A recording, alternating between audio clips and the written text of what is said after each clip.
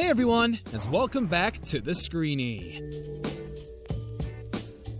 Gordon Ramsay is known for being really hard to please, but in reality, he doesn't ask for much. He just wants freshly prepared food from a clean kitchen that's actually edible. Unfortunately, he's made a name for himself by visiting some of the worst restaurants in the world to help get them back on the top of their game. That means eating a serious amount of bad food. Some of these dishes are so gross that Chef Ramsay can't even stomach them, and we don't blame him. Join us as we take a look at the most disgusting food Gordon Ramsay has ever seen. Before we begin, make sure to subscribe to our channel for more amazing videos about your favorite movies and TV shows. Dishwater soup.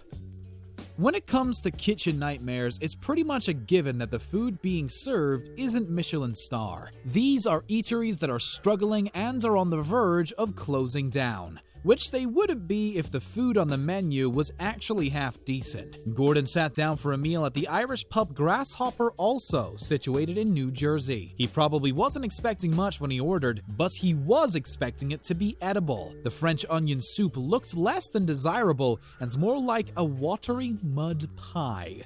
Things didn't get any better after the starter either, which Gordon didn't finish. When the main was served up, it was supposed to be shepherd's pie, which is traditionally made with lamb. Not only was it made with beef, actually making it a cottage pie, but it had a huge dollop of gravy on it, which the G-Man called snotty. Ugh. It was so cold and unappetizing that even the owners had to agree that something wasn't right here. Every single dish was so gross that Ramsay could only eat 1 or 2 bites of it before sending it back to the kitchen. Grasshopper also struggled on for 2 years after the episode aired, but couldn't get on top of the negative reviews, closing its doors for good in 2012. Darrell's disaster. Zeke's restaurant was fairly busy, even though it was failing. Zeke's was pretty loved by the local community, as the original owner of the same name was very well liked and respected. Sadly, he died in Hurricane Katrina, as the restaurant was bought by Darrell and Ellen Cortello. Not only did they sack all of the loyal staff, but they hiked up the prices and served lower quality food. Ramsay took a seat during a very busy lunch service, and needless to say, the Cortellos didn't impress him. After ordering a variety of items from the menu, Gordon tucked in only to find that the food was bland, tasteless, and, well, disgusting. Funnily enough, Darrell was convinced that the Brit was going to love the food, calling it simple and done very well. Boy, was he in for a shock. Every single dish was more shocking than the last, but the worst of all was the fried chicken steak. The seasoning was off, it was soggy, and the meat itself looked like it had gone 10 rounds with Mike Tyson. We always thought the chicken was supposed to be white, but in this case, it was a peculiar shade of brown. Zeke's only saving grace was the one dish owner Darrell didn't have any say in, a bread pudding. The restaurant closed just a year after the episode aired. In Jesus' name. In Jesus' name, you are blessed. We rebuke the spirit of the devil. You are prayed over. We guarantee you that you are not about to succumb to those chitlins. Pork problems. When someone is successful in the catering business and decides to open a restaurant, you'd think they have a bit more expertise than your average Joe. Surely, they know about food and what pleases people, so it should be a hit, right? Wrong.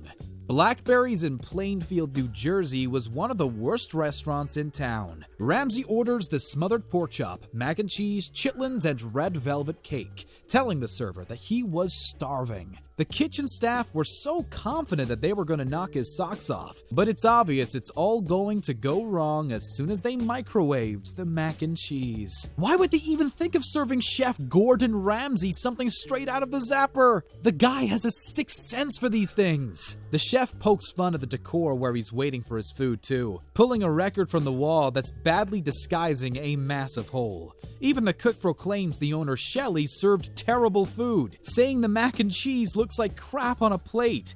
If the staff are saying that, then what's Gordon gonna say? Actions speak louder than words, and after one single forkful of the chitlins, he was in the bathroom throwing up. Chef Ramsay is a mess. Always check his price. Still, Shelley maintains that her food was perfect. After burning through all of her mother's retirement money, the former caterer decided to sell up in 2013. Microwave madness. You don't have to be an expert to know that eating fresh food is the way to go. You don't expect to go to a nice restaurant and have things warmed up in the microwave when you can easily just buy a ready meal and do that at home yourself. Eating out is supposed to be a good experience, but in this instance, it was bad for everyone, including Gordon. Greek food is usually some of the freshest around, as fish comes straight in from the ocean onto the plate, but when it's in Austin, Texas, things go a little differently.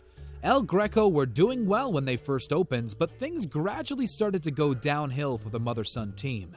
Gordon orders the stuffed zucchini, lamb shank, and moussaka.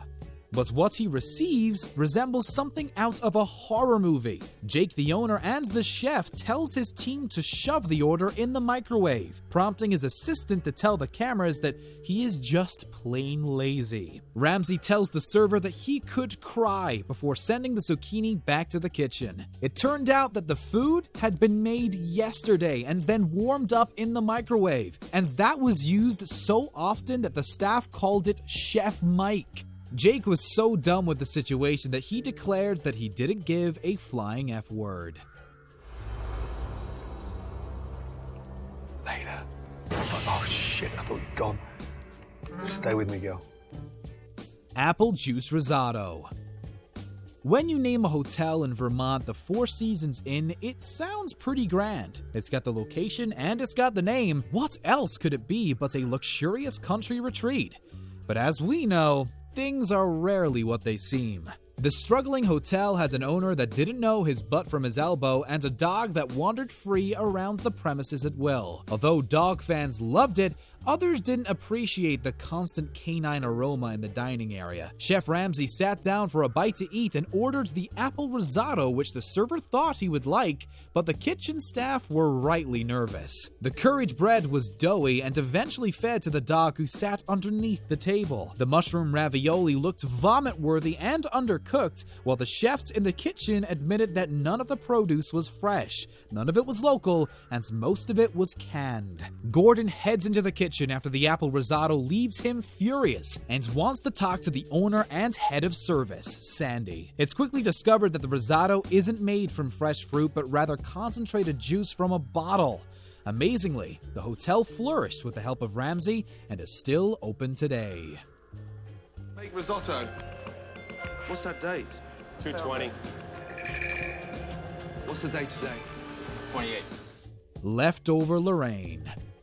It's another microwave disaster when Gordon visits La Frite in Sherman Oaks, California. Unlike many of the businesses Gordon sees on his travels, this French restaurant actually did really well for decades. Andre opens the biz in 1972, but now his children were running it into the ground as they competed for full control in the wake of their dad's retirement. Celine recommends the quiche Lorraine to Gordon, who also orders a La Frite salad and a seafood crepe. Unfortunately, it turns out to be more crap than crepe. The salad is so bland that it burns the G-Man's mouth, the fishy crepe is anything but fresh and is waterlogged, and it turns out that the thick, rubbery quiche was microwaved, although the head chef lied about it when he was asked. Seriously, microwave should be banned in all restaurants if you ask us. When Gordon tells Celine about the problem with his food, she says that she already knows, and the kitchen staff just won't listen to her because she's a woman.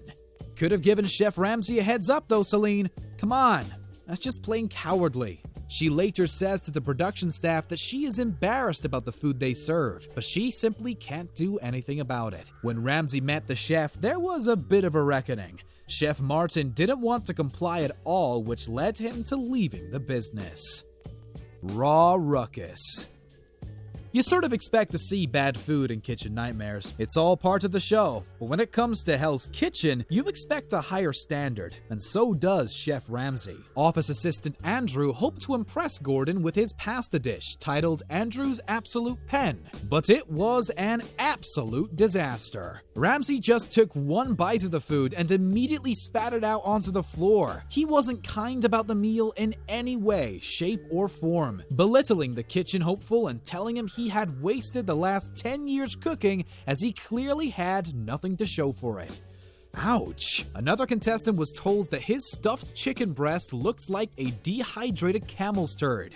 But really, what do you expect from Hell's Kitchen? You're not going to be praised to the hilt. Gordon is notoriously bad-tempered, but when he's in Kitchen Nightmares mode, he reels it in a little bit for the sake of the owners. On Hell's Kitchen, he rips every contestant that displeases him a new one. On one occasion, he even got into a physical altercation with a guy who he ended up shoving to the floor. It's a miracle that Ramsey never got sued, as the contestant ended up with a sprained ankle, but hey, you don't serve Gordon Ramsay bad food. If we've said it once, we've said it 1,000 times. Thank you very much for watching today's video. Make sure to subscribe to our channel for more amazing content, and don't forget to check out one of the other 2 videos on your screen.